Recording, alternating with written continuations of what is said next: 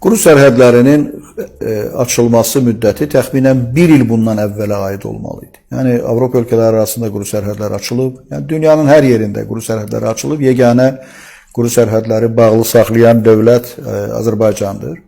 Və bu, güya Covid təhlükəsizliyi ilə izah olunur. Halbuki, bunun Covid-ə heç bir aidiyyəti yoxdur. Çünki dünyanın bir çox ölkələrindən uçaqla Azərbaycana gəlirlər. Azərbaycandan dünyanın bir çox ölkələrinə uçaqla gedirlər.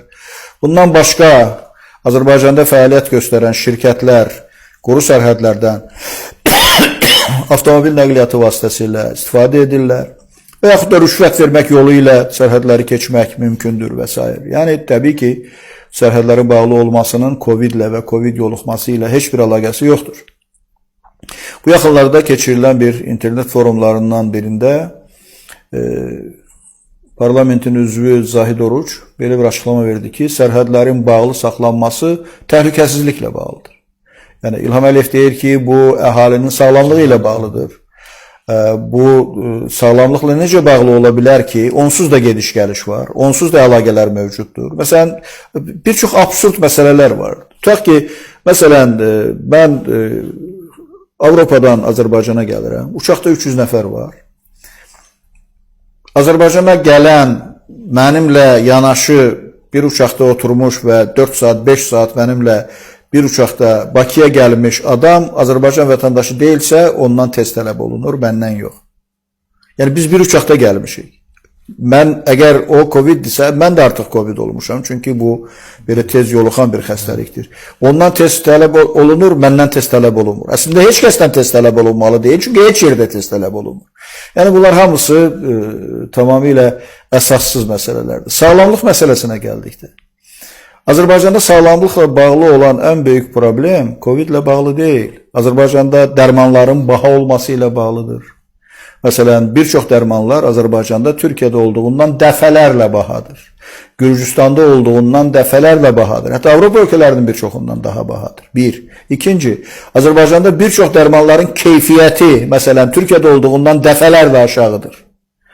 Bir çox hallarda bu dərman mafiyaları üzə çıxır, məlum olur ki, ümumiyyətlə onların dərman adı altında satdıqları məhsullar heç dərman deyil, dərman keyfiyyətləri mövcud deyil. Yəni, sadəcə olaraq belə sönü düzəldilmiş hansısa tabletkalardır ki, baha qiymətə vətəndaşlara satılır və s. Yəni, bu baxımdan dərmanların xaricdən gətirilə bilməməsi Azərbaycanda dərman mafiyasının gəlirlərinin artmasına və əhalinin dərman almaq imkanlarının azalmasına səbəb olur. Bu, vətəndaşların sağlamlığına zərbə vurur. Bu bir. Başqa, məsələn, dünyanın bir çox yerlərindən, hətta bəzi Avropa ölkələrindən müalicə üçün Türkiyəyə gəlirlər. Azərbaycandan Türkiyəyə getmək imkanımız yoxdur. Naxçıvanla Türkiyə arasında sərhəd açıldı. Yaxşı, bu Naxçıvanın 300-400 min əhalisinə aid oldu. Bunu başa düşdük. Bəs Azərbaycanın 10 milyon əhalisinin Türkiyəyə gediş-gəlişi niyə bağlıdır? Əgər təhlükəsizliklə bağlıdırsa, niyə Gürcüstanla sərhəd bağlıdır? Təhlükəsizliklə bağlıdırsa, elə sərhəd İranla, Rusiya ilə bağlı olsun, Gürcüstanla sərhədimiz açılsın. Əslində, bağlı olmayan, elə bunu dəfələrlə yazıblar, elə onların sözünün təkrarı olmasın. Bağlı olmayan bir dənə sərhəd var, o da Ermənistanla sərhəd. Yəni, o 5 kilometr ərazi açıqdır. Bu, o deməkdir ki, sərhədin hər yerinin bağlı olmasının heç bir əhəmiyyəti yoxdur. Çünki Azərbaycana qanunsuz nə gətirmək mümkündürsə və ya qanunsuz nə aparmaq mümkündürsə, ona o 5 kilometrdə ediləcəklər. Azərbaycanın qorunan sərhədləri istiqamətində etməyəcəklər. Yəni, adamlar indi müalicəyə gedə bilmir. Əməliyyat olunmaq üçün, məsələn, Türkiyəyə gedənlər vardı, gedə bilmirlər. Uçaqla getmək, uçaq biletləri həddən artıq bahadır. Yəni, normalda olduğundan çox baha qiymətlərdir uçaq qiymətləri. Sonra sərhədyanı bölgələr.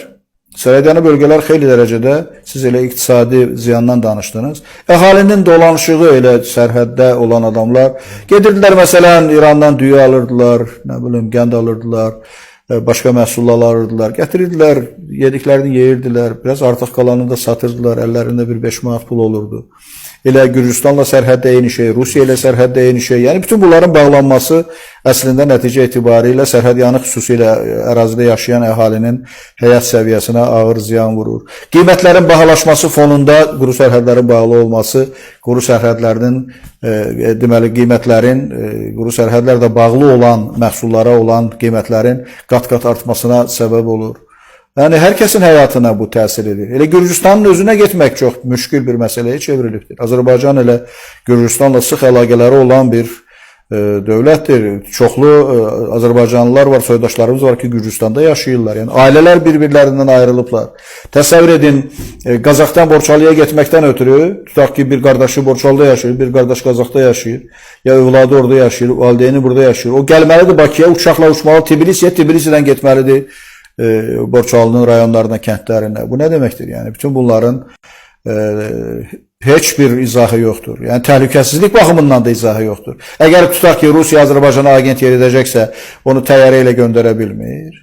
Onu tutaq ki, İran Azərbaycana agent yeridəcəksə, onu məsələn Rusiyadan təyyarə ilə göndərə bilmir. Ona imkanı yoxdur. Yəni demək istəyirəm ki, bunlar hamısı və ya rüşvət vermək yolu ilə sərhəddən keçirə bilmir. Elə Azərbaycanın içində bu dövlətlərin kifayət qədər agenti var. Bura kənardan agent gətirməyə elə bir ehtiyac yoxdur. Rusiya burada uzun illər böyük bir agentura şəbəkəsi yaradıb. Onun elə kökləri hələ də qalmaqdadır. İran həmçinin, yəni İran daim Azərbaycanda işləyir, bugün də Azərbaycanda çalışır və bugün də İranın birbaşa tapşırığı ilə Azərbaycanda bir sıra aksiyaların keçirilməsinin şahidi oluruq. Yəni müəyyən gərginliklər, iki tirəlik yaranmasın deyə çoxları bu məsələlər barədə susurlar, fikirləri demirlər. Ancaq hər kəs bilir, hər kəs görür ki, nə baş verir deyə. Azərbaycan əslində quru sərhədlərini bağlamaq hesabına hansısa bir təhlükəsizlik məsələlərini həll etmək imkanına malik deyil. Bundan başqa elə əgər doğrudan da hansısa bir qanunsuz əməllər varsa, elə narkotik gömrük postundan keçmir ki. Və ya silah gətirirlərsə Azərbaycan o gömrük postundan keçmir ki, o sərhədin digər ərazilərindən keçir. Gömrük postundan qanuni keçməlisən və postlarını möhkəmləndir, ora inanılmış adamlar qoy, ora əlavə nəzarət qoy. Bu da sənin təhlükəsizlik məsələnin həll olunması demək olsun. Yəni bu baxımdan həm təhlükəsizlik baxımından sərhədlərin bağlanmasının izahı yoxdur, həm də sağlamlıq baxımından sərhədlərin bağlı saxlanmasının heç bir izahı yoxdur. Bu Azərbaycan cəmiyyətinə qarşı hörmətsizliyin, etimadsızlığın, Azərbaycan xalqını saymamağın, cəmiyyətlə hesablaşmamağın göstəricisidir. Yəni bunun başqa adı yoxdur.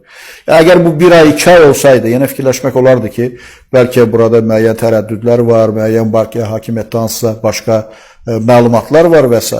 Ötən ilin bu dövründə artıq demək olar ki, bütün dünyada quru sərhədləri açılıb, amma Azərbaycanda bugünə qədər quru sərhədləri bağlı saxlanılır ki, bu da Azərbaycan cəmiyyətinə, Azərbaycan dövlətinə və xalqına ağır zərbə vurur. Arif bəy, mən sizə təşəkkür edirəm. Çox sağ olun. Fikirlərinizə. Sağ olun, dəvətə görə təşəkkür edirəm. Çox sağ olun ki, dəvətimizi qəbul etdiniz, gəldiniz. Dəyərli izləyicilər, hər birinizə bizə vaxt ayırdığınız üçün minnətdarlığım bildirirəm.